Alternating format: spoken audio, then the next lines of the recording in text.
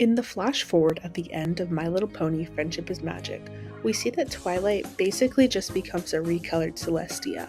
One thing about her though is that her hair is wavy and sparkly just like Celestia and Luna when it wasn't previously in the series. What causes this? It could just be that she's been an alicorn for so long that she gained Celestia's magical features, but if this is the case, what about Princess Cadance? We're under the assumption that she has also been an alicorn for a generous amount of time, yet she doesn't have the same sparkly wavy hair that Celestia and Luna have. There's also the question of, what about in season 1 when Luna's just returning from being Nightmare Moon? She seems to have normal hair there and then gains her sparkly wavy hair when she returns later. Also, Celestia's hair seems to change color sometime during the time of Luna's banishment, from a pink mane to the wonderful multicolored mane we all know and love today. So the question is, what do future Twilight, Celestia, and Luna after her banishment all have in common? Or the other question of, what do Cadance, Season 1 Luna, and Show Era Twilight Sparkle all have in common? The answer is that these ponies don't raise the sun or moon. You might argue that Luna raises the moon, but in this version of her we see in Season 1, she hasn't raised the moon for 1,000 years, so it would make sense for her hair to not be wavy like it would be if she was raising the moon. Apply this theory to Cadance and Twilight.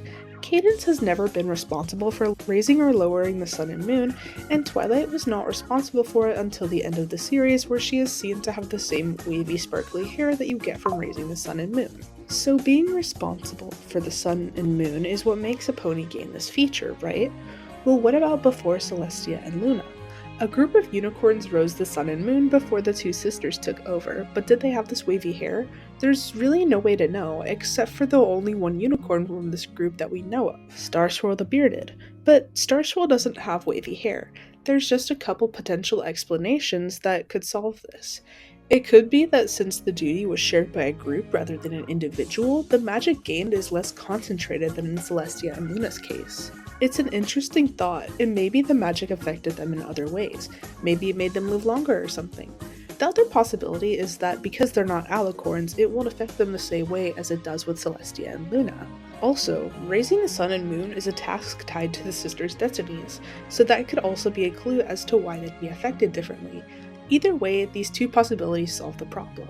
I think this overall theory solves Celestia's hair color change as well. If raising the sun and moon individually affects her appearance, then I'm sure raising them both would affect it even more.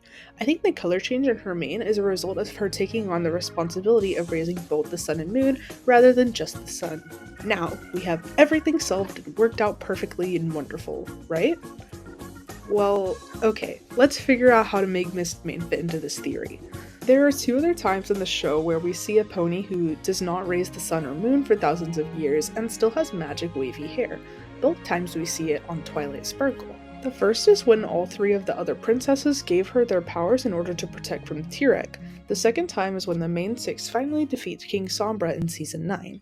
In both instances, Twilight is either possessing or displaying a great amount of power, which proves that wavy mane can be obtained from possessing a great amount of magic rather than raising the sun and moon.